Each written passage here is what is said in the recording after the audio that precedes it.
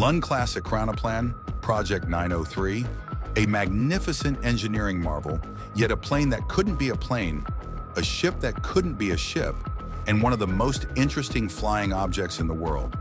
While pilots said, "I'm flying," sailors said, "You're floating."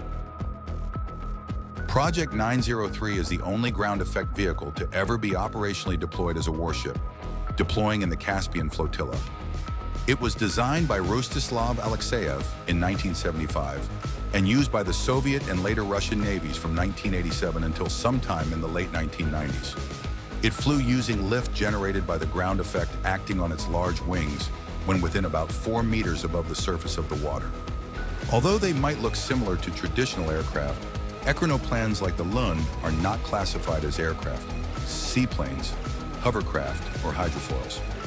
Rather, craft like the Lun-Class Ekranoplan are classified as maritime ships by the International Maritime Organization due to their use of the ground effect, in which the craft glides just above the surface of the water.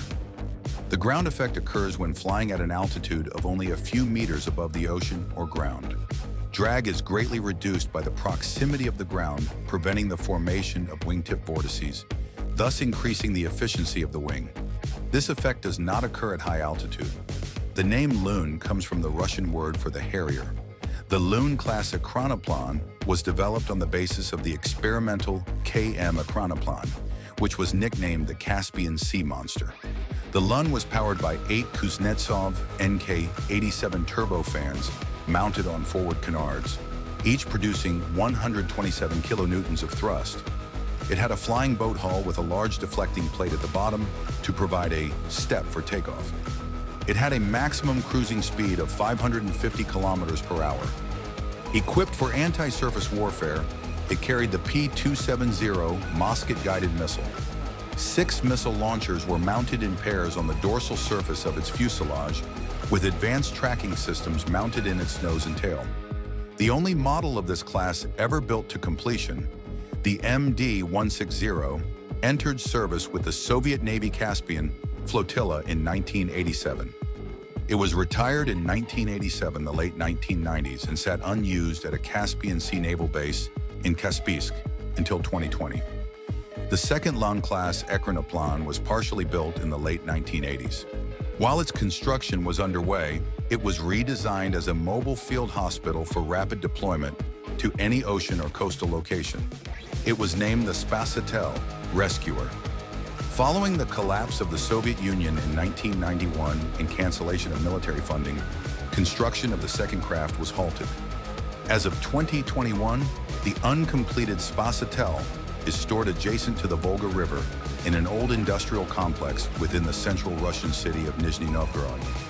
The Lun design had several drawbacks. One was that although the ground effect enabled it to fly at low altitude, in order to utilize the effect it had to fly as low as 1.5 to 3.0 meters off the water due to its short wingspan, so it could not fly when seas were even mildly rough. Another was that the craft was only designed to use the ground effect principle, so it could not ascend to higher cruising altitudes, the requirement for calm seas to operate, and the inability to fly above them if they were not, greatly limited where it was able to deploy. 2020 towing operation. On 31st July 2020, the completed MD-160 Lun-Class Ekranoplan was towed out of the naval base in Kaspiysk, with the intention of being eventually put on public display in Durban, Dagestan, at the planned Patriot Park, a combination museum and theme park that will display Soviet and Russian military equipment.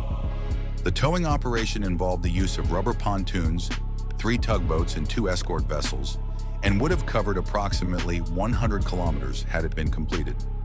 However, during the tow, the Ekranoplan became stuck just offshore of a sandy beach, short of the intended destination.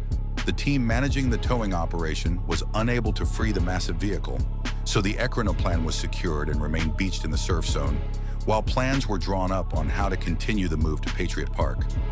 In the meantime, the unusual craft began attracting attention from the media, onlookers, and trespassing urban explorers, even before the park was built.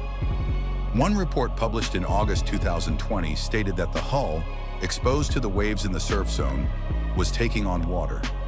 Moving the craft to dry land beyond the surf zone would eliminate the possibility that increased wave action during storms could damage the hull further. In December 2020, a successful recovery operation resulted in the Ekranoplan being hauled out of the water, nose first, with the tail ending up about 20 to 30 meters from the sea, as seen from satellite imagery. The Ekranoplan was towed ashore on 30 December 2021.